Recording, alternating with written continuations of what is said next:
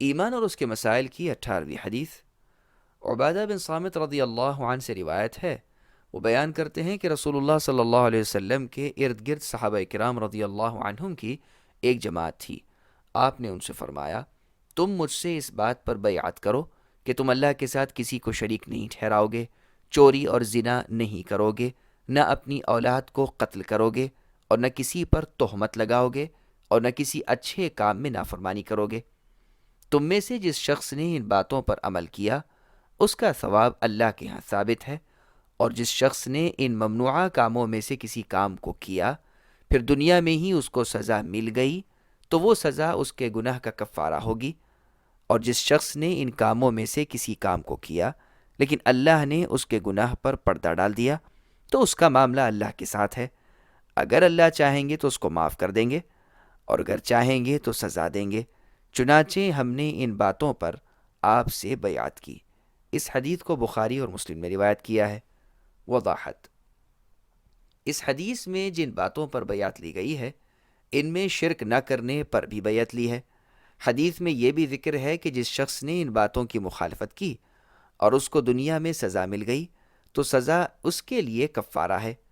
اس سے دیگر دلائل شرعیہ کی روشنی میں شرک کو مستثنیٰ کیا جائے گا۔ شرک کی سزا اس کے لیے کفارہ نہیں ہوگی، اس لیے کہ شرک ایسا گناہ ہے جو ہرگز معاف نہیں ہوتا۔ ارشاد باری تعالی ہے، جس کا ترجمہ ہے، بلا شبہ اللہ تعالیٰ شرک کو معاف نہیں کرتے، شرک کے علاوہ گناہوں کو جس شخص کے لیے چاہتے ہیں معاف کر دیتے ہیں۔ ایمان اور اس کے مسائل کی 19ویں حدیث۔ ابو سعید خدری رضی اللہ عنہ سے روایت ہے، وہ بیان کرتے ہیں کہ رسول اللہ صلی اللہ علیہ وسلم عید الاضحیٰ یا عید الفطر کے روز عیدگاہ میں تشریف لائے۔ آپ کا گزر خواتین کے پاس سے ہوا۔ آپ نے انہیں خطاب کیا، اے خواتین کی جماعت، تم صدقہ کیا کرو، کیونکہ مجھے معلوم کرایا گیا ہے کہ دوزخ میں تمہاری کثرت ہوگی۔ خواتین نے استفسار کیا، اے اللہ کے رسول، کس لیے؟ آپ نے فرمایا، تم کثرت کے ساتھ لعنت بھیجتی اور خاوندوں کی ناشکری کرتی ہو۔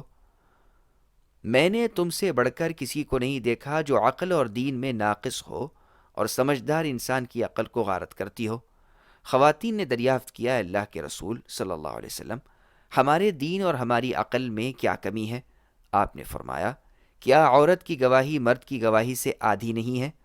خواتین نے اقرار کیا۔ آپ نے واضح کیا کہ یہ ان کی عقل کے ناقص ہونے کی دلیل ہے۔ بعد از آپ نے فرمایا، کیا یہ حقیقت نہیں ہے کہ عورت جب حائضہ ہو جاتی ہے تو نہ وہ نماز ادا کرتی ہے اور نہ وہ روزے رکھتی ہے؟ خواتین نے جواب دیا، بالکل درست ہے۔ آپ نے فرمایا، یہ اس کے دین کا نقص ہے۔ اس حدیث کو بخاری اور مسلم نے روایت کیا ہے۔ ایمان اور اس کے مسائل کی 20ویں حدیث۔ ابو ہریرہ رضی اللہ عنہ سے روایت ہے، وہ بیان کرتے ہیں، رسول اللہ صلی اللہ علیہ وسلم نے فرمایا، اللہ تعالیٰ فرماتے ہیں، ابن آدم مجھے جھٹلاتا ہے جبکہ اس کے لیے یہ جائز نہیں، اور ابن آدم مجھے برا بھلا کہتا ہے جبکہ اس کے لیے ایسا کرنا درست نہیں۔ ابن آدم کا مجھے جھٹلانا اس کا یہ کہنا ہے کہ اللہ تعالیٰ مجھے دوبارہ نہیں اٹھائیں گے جیسا کہ اللہ نے مجھے پہلی بار پیدا کیا، حالانکہ میرے لیے دوبارہ پیدا کرنا اس کے پہلی مرتبہ پیدا کرنے سے زیادہ مشکل نہیں۔ اور اس کا مجھے برا بھلا کہنا اس کا یہ کہنا ہے کہ اللہ کا لڑکا ہے، حالانکہ میں یکتا و بے نیاز ہوں، نہ میں نے کسی کو جنا ہے اور نہ میں جنا گیا ہوں، اور میرے برابر کوئی بھی نہیں ہے۔ اس حدیث کو بخاری نے روایت کیا ہے۔